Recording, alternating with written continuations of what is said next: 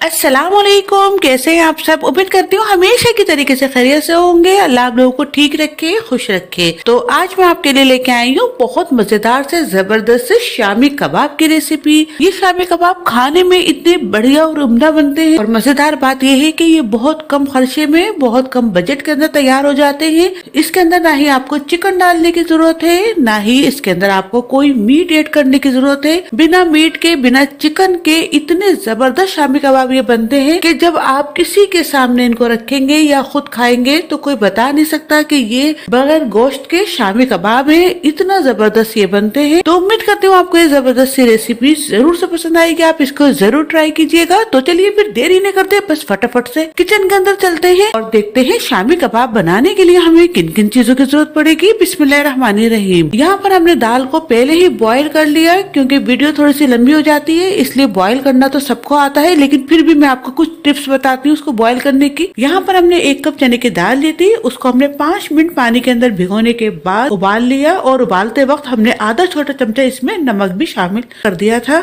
इसको हमने ज्यादा देर पानी के अंदर नहीं भिगोया, बस हमने इसको 5 से 6 मिनट पानी में भिगोकर दाल को बॉईल करने के लिए रख दिया। और पानी भी इसके अंदर हमने कोई क्वांटिटी के हिसाब से नहीं डाला, बस हमने दाल को गलाना था, इसलिए इसमें हमने अपने हिसाब से पानी शामिल कर दिया। और जब ये बॉईल हो गई तो हमने जो पानी था उसको हमने फेंक दिया। जस्ट हमने सिर्फ दाल ही रखी है, और आप ये दाल देख लीजिए कितनी खड़ी खड़ी है। इसको आपने ज्यादा नहीं पकाना, ना ही आपने इसको कच्चा रखना है। बस आपने जैसे ही गल जाए इसको ओवर कुक नहीं करना और फटाफट से उतार लेना है। और उसके बाद सबसे अहम टिप ये है कि जब आपने दाल को पीसना हो तो उसको थोड़ा ठंडा करके पीसिए। अगर आपने गरम गरम के अंदर इसको पीस लिया तो ये ऐसी हो जाएगी पतली पतली सी, यानी कि जो कबाब हमारे बहुत पतले पतले से हो जाते हैं ना, इस तरीके से हो जाएगी। इसलिए इसको आपने खड़ा खड़ा बॉईल करना है, और फिर उसके बाद आपने इसको 10 से 15 मिनट थोड़ा सा ठंडा करके फिर उसके बाद आपने इसको पीसना है। और हमने भी ऐसे ही किया है। अब हम इसको पीस लेते हैं। इसको आप किसी भी चॉपर में या किसी भी तरीके से आप इसको पीस लीजिए। ये आप देख लीजिए दाल हमारी किस तरीके से भुरभुरी सी है,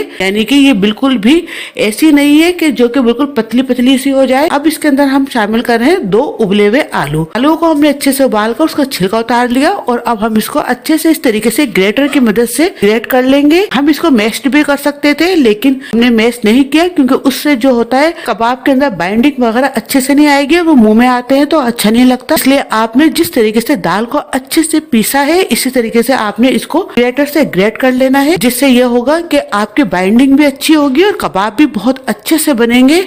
ये हमने दोनों आलूओं को अच्छे से ग्रेट कर लिया। अब इसके अंदर हम कुछ स्पाइसेस मसाले वगैरह शामिल करेंगे। 1 छोटा चमचा यहाँ पर हमने रोस्टेड जीरा पाउडर लिया है। जीरे को हमने पहले रोस्ट किया था, फिर उसके बाद हमने पाउडर बनाकर इसमें शामिल कर दिया। 1 छोटा चमचा काली मिर्च का पाउडर है, ये शामिल कर रहे हैं। 1 छोटा चमचा गरम मसाला पाउडर है, ये शामिल कर रहे हैं। और 1 चमचा यहाँ पर हमने साबुत धनिया लिया था, उसको हमने दरदरा सा कूट लिया, ये शामिल कर दिया। 1 चमचा यहाँ पर हम लाल मिर्च का पाउडर शामिल कर रहे हैं। मिर्च आप अपने टेस्ट के हिसाब से कम या बढ़ती कर सकते हैं।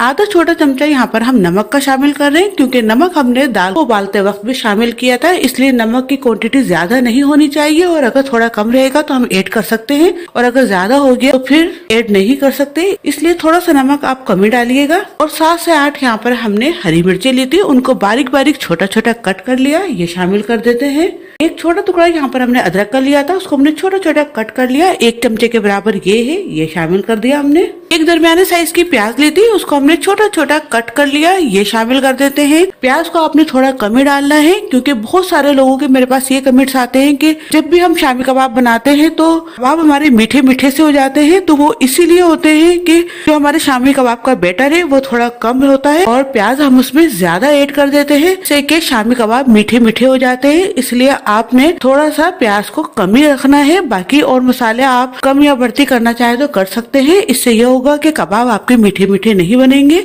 अब इसके अंदर हम हरा धनिया और पुदीना शामिल कर रहे हैं। यहाँ पर हमने आधा कप बारीक कटा हुआ हरा धनिया लिया है, और आधा कप ही यहाँ पर हमने बारीक कटा हुआ पुदीना लिया है, इससे बहुत जबरदस्त फ्लेवर आता है, ये शामिल कर लेते हैं। यहाँ पर हमने 1 बड़े साइज का लेमन लिया है, अगर छोटे हो तो आप 2 ले सकते हैं। ये हम कट करके पूरा 1 लेमन शामिल कर लेते हैं।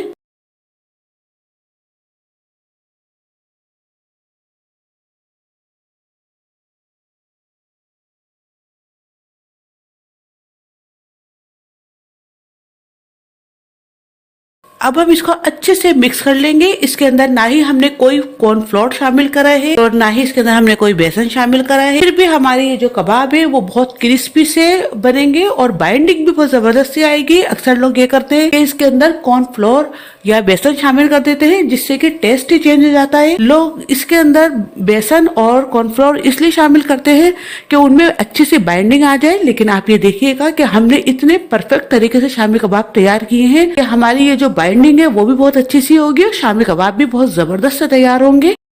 ये आप देख लीजिए बहुत अच्छे से हमारे शामी कबाब मिक्स हो चुके हैं और अब हम शामी कबाब बनाते हैं। पहले हम थोड़ा सा उठाएंगे और इस तरीके से गोल गोल हम इसको घुमाएंगे। आप देख लीजिए कितने जबरदस्त से हमारे ये शामी कबाब की बाइंडिंग हो रही है। इसके अंदर हमने बाइंडिंग लाने के लिए एक्स्ट्रा कुछ भी शामिल नहीं किया। अभी हमने हाथों पर ना ही कोई तेल लगाया है और ना ही हमने हाथों को गीला किया है। बिना गीला किए बिना तेल लगाए कितने परफेक्टली हमारे शामी कबाब बन रहे हैं। इसमें बाइंडिंग भी कितने अच्छे से हो रही है। और अब हमने इस तरह गोल गोल बनाने के बाद इसको इस तरीके से अच्छे से दबा दबा के शामी कबाब तैयार कर लेने हैं। ये आप देख लें एक हमारा ये तैयार हो चुका है। इसको हम रखते हैं। इस तरीके से जितने भी हैं तमाम को हम तैयार कर लेंगे।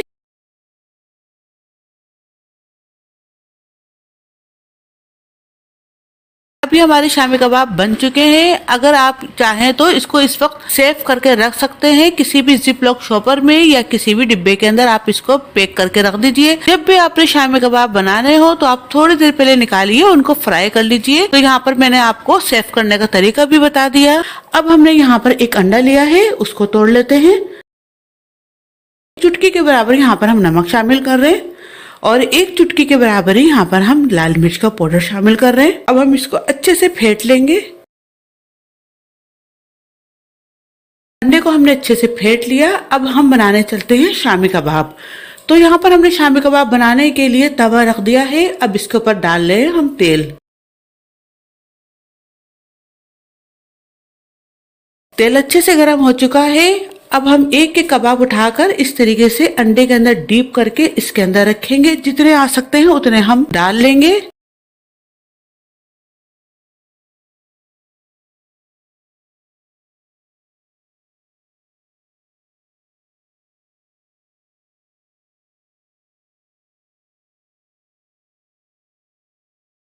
ये तमाम के तमाम शामी कबाब इसके अंदर हमारे आ गए हैं। जितने भी हमने बनाए थे तमाम शामी कबाब को हमने एक साथ ही डाल दिया।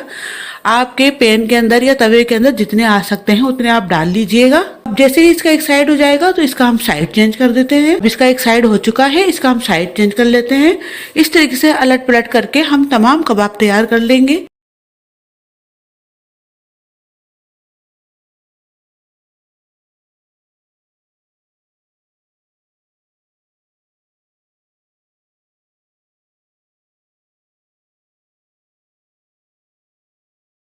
ये तमाम कबाब हमारे अच्छे से तैयार हो चुके हैं। इनको हम निकाल लेते हैं। ये आप देख लीजिए कितने अच्छे से हमारे शामी कबाब बनके तैयार हुए हैं। तो देखा आपने कितने जबरदस्त से मजेदार से हमारे शामी कबाब बनके तैयार हुए हैं।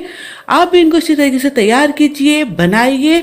बहुत कम बजट में, बहुत कम खर्चे में बहुत जबरदस्त से मजेदार से शामी कबाब आपके घर में तैयार हो सकते हैं। आपने अगर हमारी इस रेसिपी को फुल इसी तरीके से फॉलो किया, टिप्स एंड ट्रिक्स को फॉलो किया, तो आपके शामी कबाब भी इसी तरीके से मजेदार से बनेंगे। उम्मीद करती हूँ आपको रेसिपी जरूर से पसंद आई होगी। आप इसको जरूर ट्राई कीजिएगा।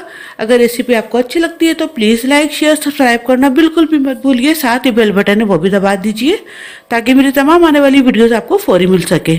और अगर आप हमें इंस्टाग्राम पर या फेसबुक पर फॉलो करना चाहते हैं तो वो भी आप कर सकते हैं।